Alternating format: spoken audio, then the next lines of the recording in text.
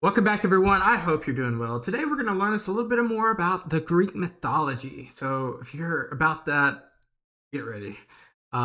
Let's learn the Greek mythology family tree from Useful Charts.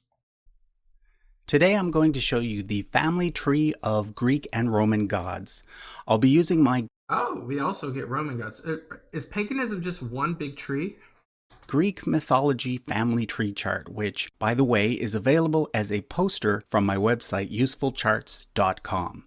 In most cases, each Greek god had a Roman equivalent. For example, the Greek god Zeus was called Jupiter by the Romans. Makes sense.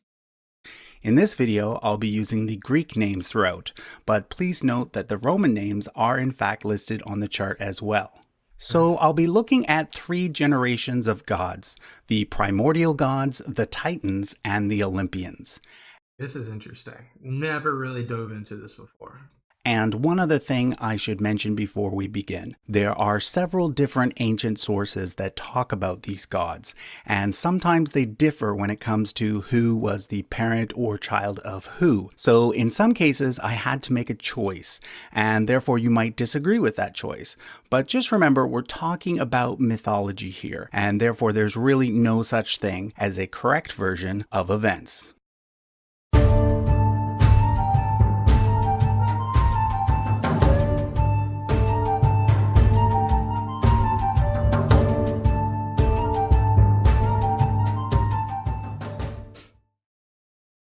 We're going to start up here with the first generation of gods, the primordial gods, who, according to some sources, are said to have been born out of chaos. These include Eros Elder, not to be confused with the younger Eros, whom the Romans called Cupid. Then we have Tartarus, the original god of the underworld, Gaia, Mother Earth, the most important of the primordial gods, Erebus, god of darkness, and Nyx, god of night. Now, Interesting, there's one for night and darkness. there are 2 gods here at the top that don't really fit anywhere on the tree, being that they exist beyond space and time. Okay. There's Cronus, Old Father Time, and Ananke, the goddess of destiny. And there's also a Cronus for an Olympian god. Don't confuse this Cronus, spelt with a CH, with the Titan named Cronus, spelled with a Titan. K or C, whom we'll meet later. So the tree really starts from Gaia. From Gaia came 3 gods: the mountains, the sky, and the sea, named Aurea, Uranus, and Pontus.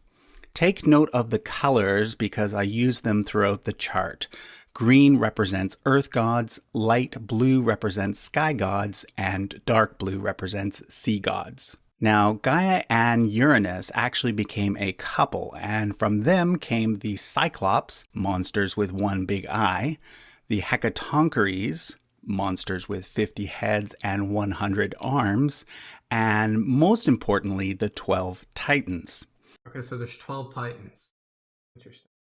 But before we look at the Titans, let's look at the rest of the primordial gods. More? From Tartarus, the god of the underworld, comes several monsters, shown in brown, such as Cerberus, the 3-headed dog that guards the gates of hell, the dragon from which Jason and the Argonauts stole the golden fleece, and the Sphinx, who had the face of a human, the body of a lion, and the wings of a bird.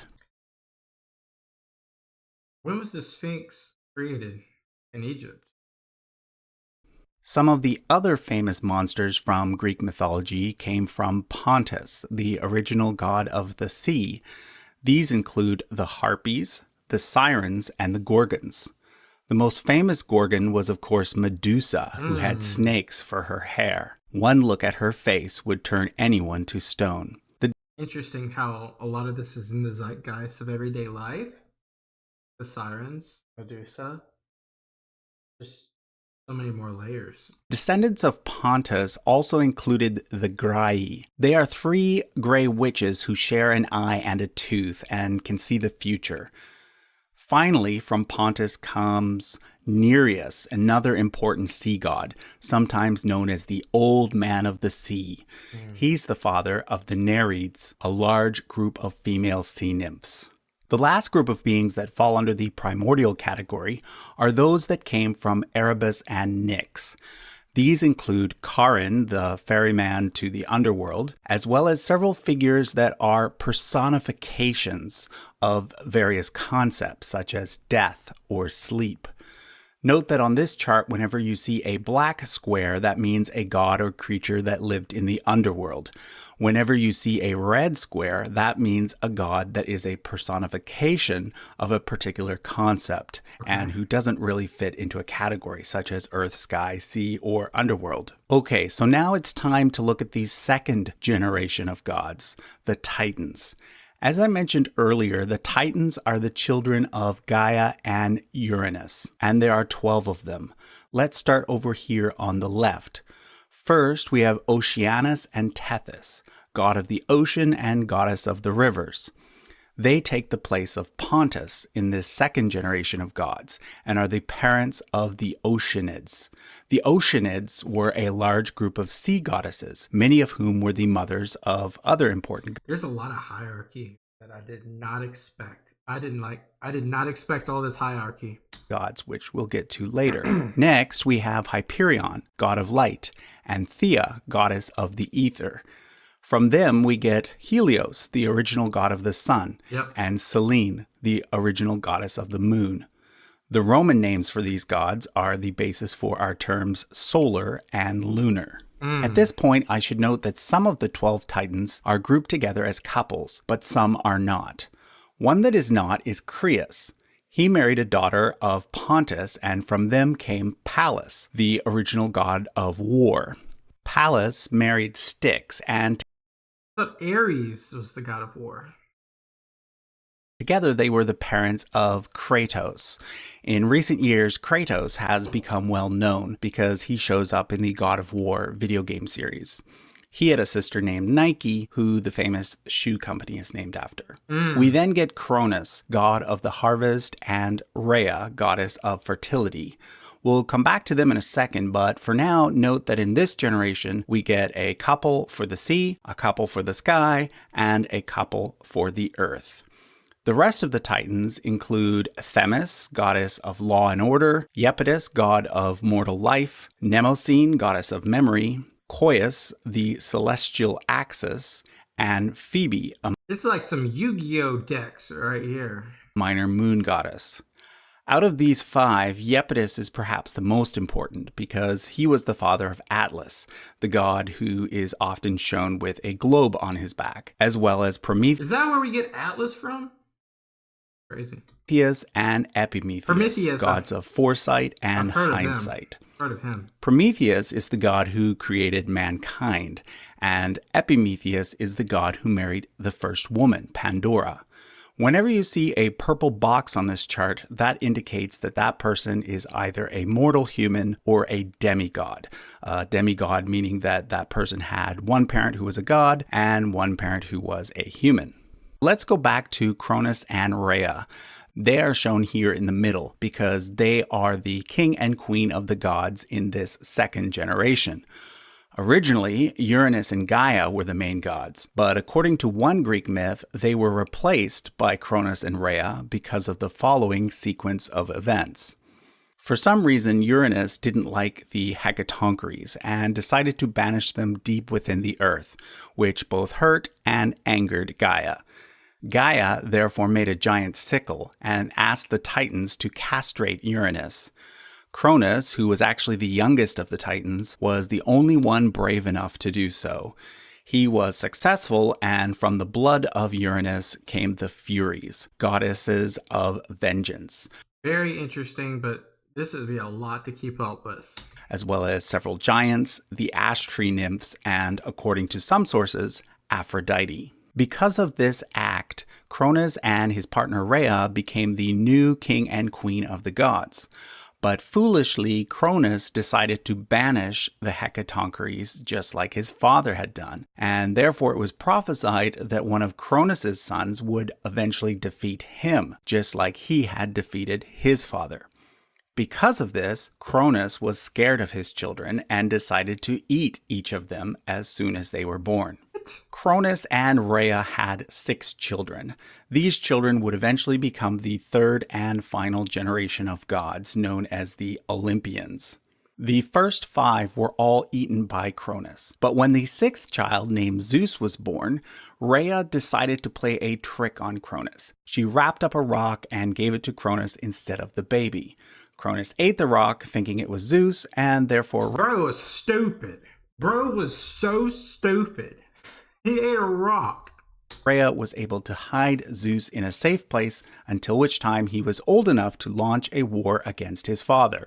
That war was known as the Battle of the Titans, and as prophesied, Zeus was able to defeat Cronus, thus becoming the third and final king of the gods.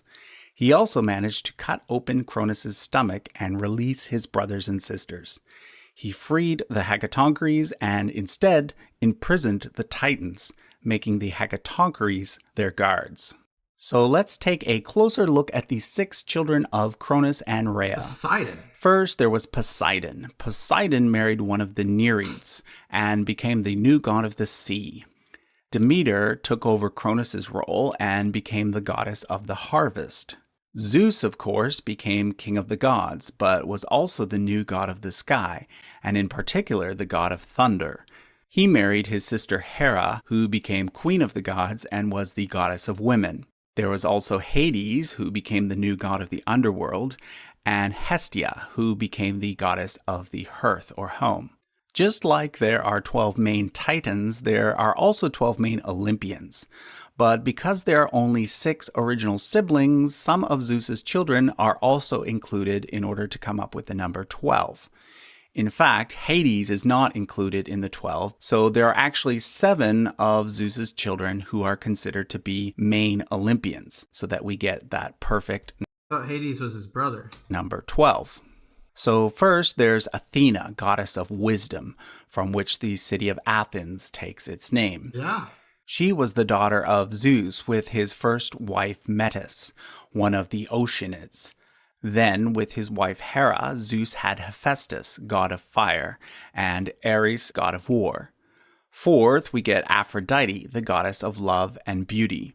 According to some sources, she's the daughter of Zeus, but according to others, she was born out of the sea when Uranus was castrated. Fifth, there is Hermes, son of Zeus and Maia, who was a daughter of Atlas. Hermes is the messenger of the gods and is the one with the wings on his helmet. He also serves many other roles, though, and because of this, he's considered both an earth god and a sky god. Finally, we have Apollo and Artemis, the new god of the sun and goddess of the moon. Their mother was Leto, daughter of Coeus and Phoebe. Apollo was also the god of medicine and the arts, and Artemis was also the goddess of hunting.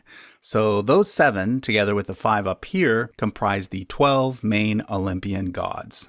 Now, as you've probably noticed, there are a lot of gods on this chart, and I've been skipping over some of the minor ones. But let me take the time to point out a few more before we go. Theseus. Most of these are considered to be the various children of Zeus by lots of different females, both goddesses and mortal women. So there's Persephone, daughter of Zeus and Demeter. She was kidnapped by Hades and made the queen of the underworld. Then there's Dike, the goddess of justice. She has a blindfold across her eyes, and you can often see statues of her standing in front of courthouses. Where's Thor? There's also the Muses, daughters of Zeus and Mnemosyne. They were goddesses who inspired musicians and artists. Then by mortal women, we have Perseus, after whom Percy Jackson from the Rick Riordan books is named. And of course, Heracles, perhaps the greatest of all the Greek heroes. Finally, when it comes to the children of Zeus, we cannot forget Dionysus, god of wine, and as such, one of the more popular gods in the Greek pantheon. Sometimes he's considered one of the 12 main Olympians in place of Hestia. There are a few more gods I'd like to point out. The first is Eros, known to the Romans as Cupid. He was the son of Ares and Aphrodite and is usually portrayed as a baby holding a bow and arrow. It is said that whoever he hits with his arrow will fall in love with the next person they see. Mm. Aphrodite also had a child with Hermes, aptly named Hermaphrodites, who was neither male or female. And finally, Hermes had a son named Pan, who looks like a fawn and is the god of shepherding, Mm. although in other sources he existed long before Zeus himself. So, like I said, there are a lot of other characters on this chart that That was interesting. I had no idea there was this many. I didn't know there was three layers. So there goes the primordials, the Titans, and then the Olympians. I thought Zeus would be like probably one of the first ones, but he's the in the third. He's in the third round. Very, very crazy. And it's crazy how like a lot of our planets, like Uranus, Jupiter, Saturn, are named after these gods. And it's I want to know because paganism is doesn't excite me, but it's interesting, and it's interesting to see kind of like how religion today is no much more sophisticated as this, really. So I'm wondering, you guys know of any ancient texts around paganism?